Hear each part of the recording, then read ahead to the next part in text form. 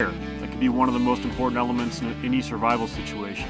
We may need a fire to, at a minimum, boil water to make it potable, keep us warm, even cook food if we're somewhere for a long period of time.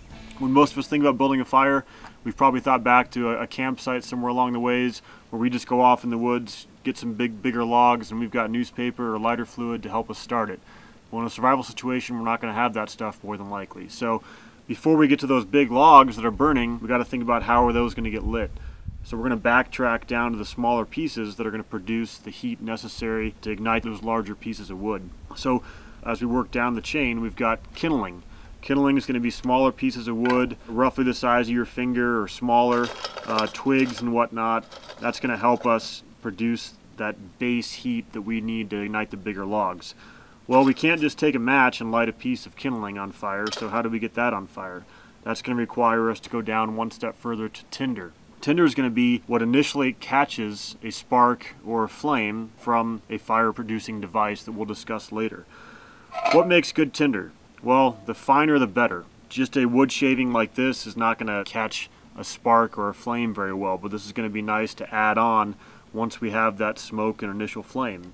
So you can take pieces of slivers of wood, grind them down even further through rocks or even possibly rubbing them in your hands depending on the wood, and produce finer shavings of wood.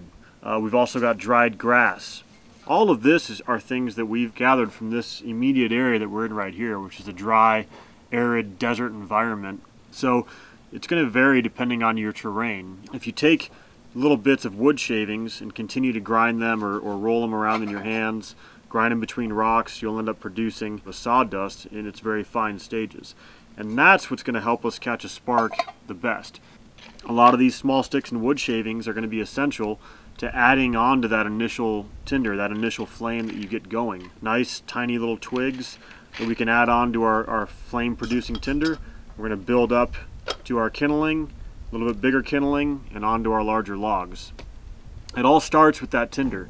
The more time that you take collecting and preparing proper tinder and kindling, the more successful you'll be.